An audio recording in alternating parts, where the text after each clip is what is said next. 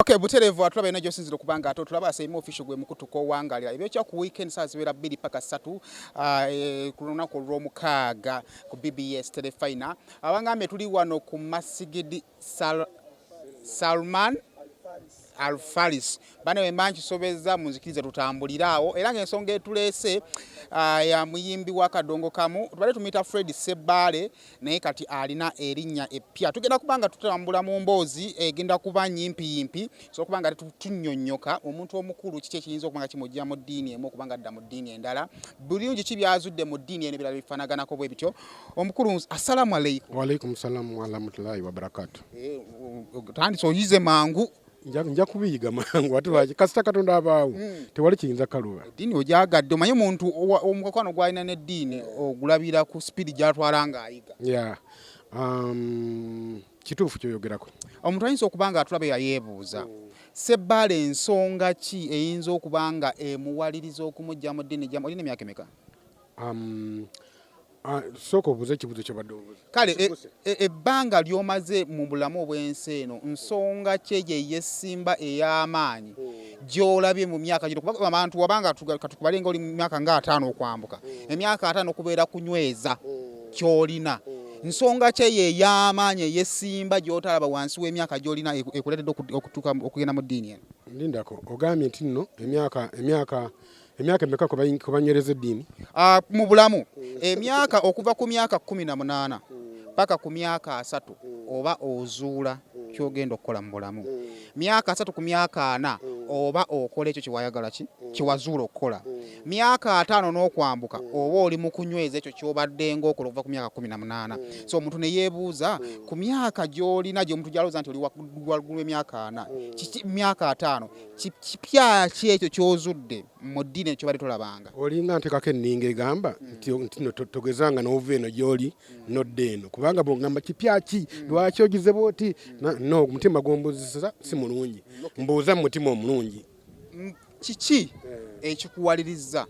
okujja mu ddiini enninga simanyi olina emyaka 42 simanyi ogenda mu myaka 5 nange betukolera be balabe ebyo no please mbuuza kiki ekyakujja eno okuteeka eno kiki ekyo ensonga ekintu oyinza okuba nga okirabidde ebbanga ddene naye n'olwawo okukiteeka mu nkola olw'embeera gy'obeeramu na biki by'otambuza kino kyendabidde okumala ebbanga eddene nkituukiriza lwaleero naye nkugambye saakirowoozeza ggulo saakipakukidde kubanga nakyetegekedde ndize nga nkitunuulira okumala ebbanga eddene kubanga ensonga ze nawadde zensinziddeko si mpya zibaddewo ebbanga ddene naye ekintu kye bayita kusalawo n'okutuukiriza byanjawulo omuntu ayinza kumala emyaka 10 ng'agamba nti awo ngenda kukolawo bwinti n'ebintu oba ngenda kuzimbawo oba ngenda kukola ntya oluusi n'alemererwa kale nno kyembadde njagala okugezaako okutegeeza nti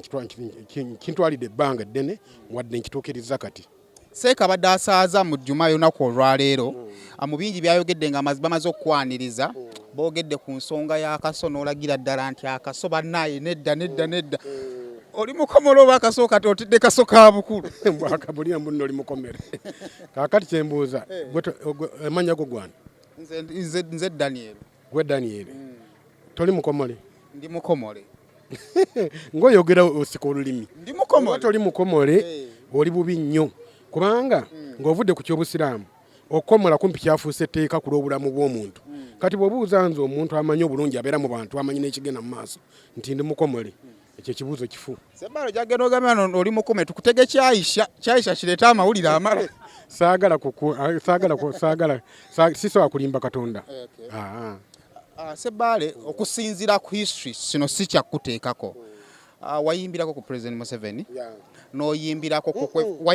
wasooka kuyimbira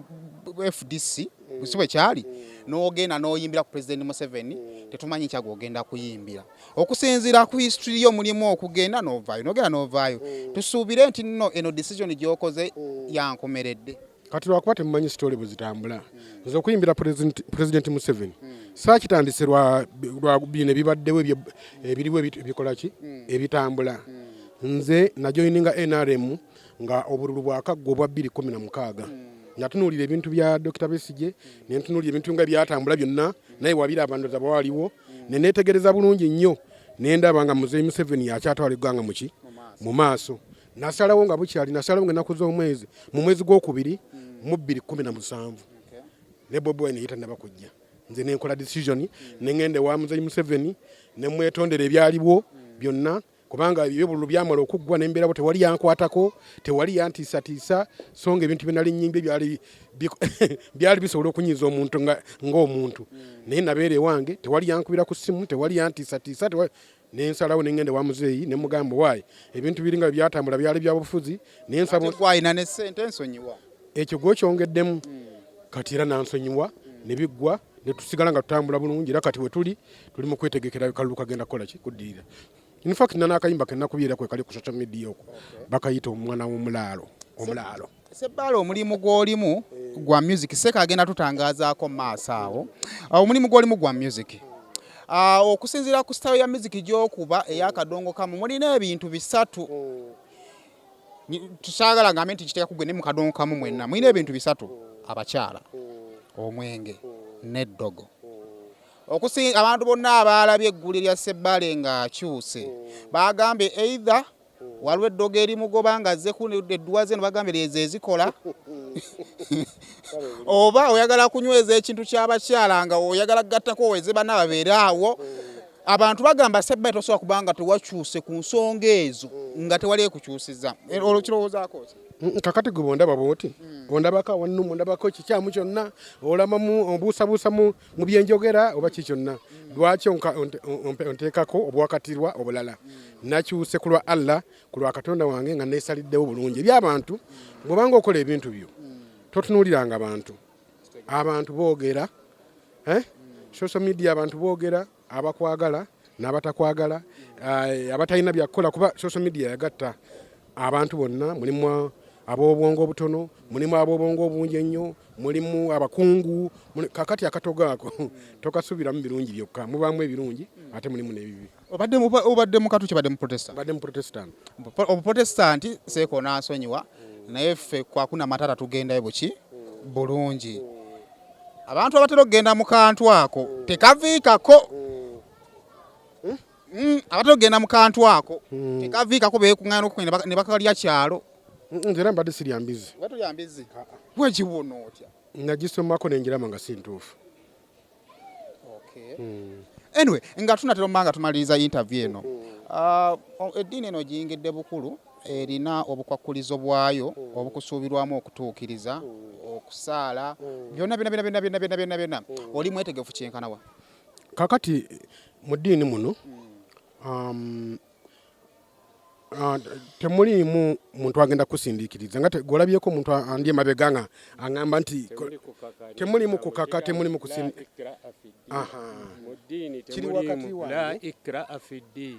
mu ddiini temuliimu kukaka era yazze lwa mwoyo gwe lwange nga bwe nazze ku lwange ebiddako byonna biri wakati wange ne Katonda wange. Wali abaana bakubuuzizza nnyo ku bayimbi abazze ne bakyuka naye nga tuvudde mu bikola amawulire ne tudda mu bituufu abamu bagamba nti bakyuka naye nga tebakommunikatinze na famire ne kibagwako bugwi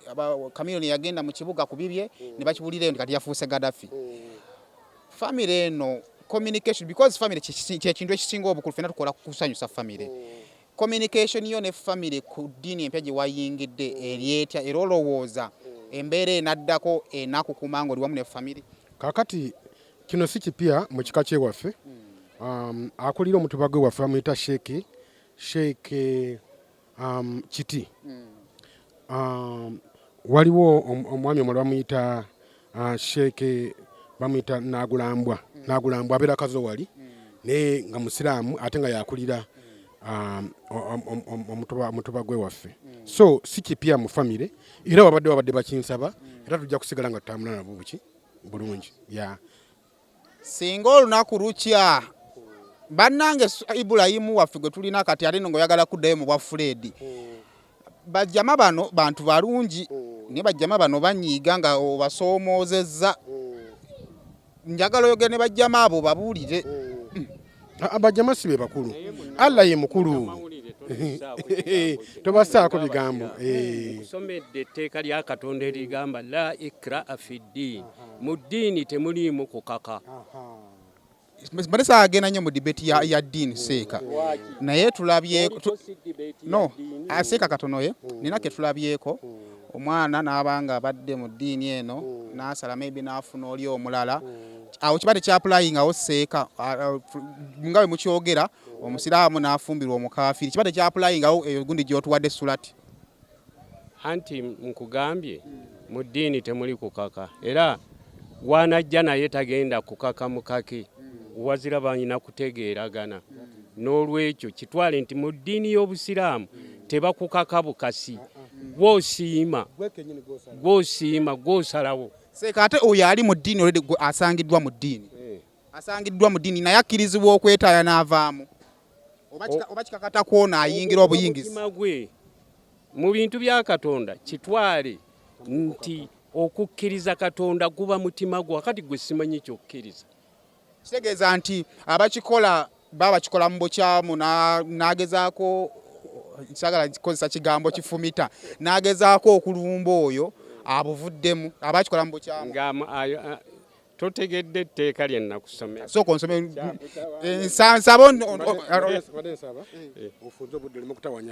kale kamumalirize taata erigamba nti temuli kukaka mu ddiini era gwe eddiini gy'oyagala gye tukulekera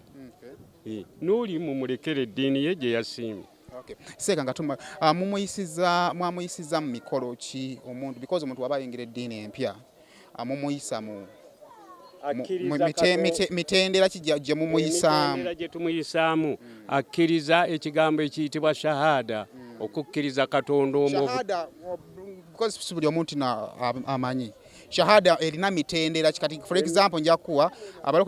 omulokole waba ayatula obulokozi ayatula n'akamu ako nti ndokose n'akwata mitendera kijja gye yayiseemu ebigambo biga nti amantu billahi nzikiriza Katonda wa malaikatihi ne bamalayika be wa kutubihi n'ebitabo bye wa rusulihi n'ababaka be wal yawmul akhiri n'olunaku lw'enkomerero wa bilkadari khairihi wa sharrihi n'okukkiriza okugera kwa Katonda ekirungi n'ekibi nja kukikkirizanga nti kivudde eri Katonda ow'ekitiibwa. Seeka nga tumaliriza nga nkuta bigambo ki by'osibira Ssebaale n'ali eyo eyakayingira obuyisiraamu? Ssebaale tumusibirira okubeera tusooka ne tumwebaza okujja okukkiriza Katonda omu ataliiko bukwakkulizo kano na kali ate ne tusibirira ali eyo nti naawe oluddeyo jangu ojja okkirize Katonda omu ow'ekitiibwa n'ow'ekitiibwa Nabbi Muhammad omubaka we gwe yatuma okujja okutuusa ebigambo bye mu bantu be. Tuyanza seeka. Okay, buterevu sema official ku mukutu kubanga ate mbategeeza abaana nga oli Dubai ng'oli Abu Dhabi kanjogereko ko n'abayisiraamu abali onisebaleko sebo. Kale sebo. Sebo. Osalira wano. Salira wano sebo. Awulira otyo kubanga mufunye fewaffe ebeera ndiga simembo Isiraamu wabeera empya. Ewaffe aba muntu. Twandimuse swahaba mu nkola ennyangu. Essebo. Awulira otya? Mpulira bulungi nnyo. Essebo. Okay. Mubadde nga biwulirwa oli najja mu Isiraamu ne muwulira enkera nti yagenze. Bigambo ki biwandibadde osibira swahaba omunno omupya? Swahaba ng'oyo si mupya nnyo gye ndi kubanga mulabidde emyaka nga 2 muliraanwa wange gye tubeera Lweza. Era ebigambo bya bintegeezaako emyaka nga 5 gyayita. Tekimugwiridde bugwizi. Yakyetegekera dda. Essebo era nsanyuse nnyo okuba nti akisazeewo n'atula shahada ng'omusiraamu asazeewo okukkiriza Katonda omu yatonda eggulu n'ensi. Essebo. Swahaba gye baleko. Kale ssebo. Amannya go. Mansur Mubiru. Owulira otya? Ndi musanyufu nnyo. Okay. Kale njagala kubanga ate mbata jangu obeere ng'osiibula abantu abakulaba basiibule. Yabasiibudde dda. Bane tubalamusizza muna salaamu alaykum wa rahmatullahi wa barakatuh. Ekisibo nkyetegekedde. Kale subscribing ku mukutu ina gyosizira kubanga ate otulaba nga tugenda maaso nga tubawa ebiri wano ali Dubai oli Oman ate 2020 ekintu kino binengeri gye mu kiwandiseemu toyera kubanga ate subscribinga ebyo kya ku weekend sawa zibeera 2 paka sawa 3 mirako ne Florence Nampijja nawo so kubanga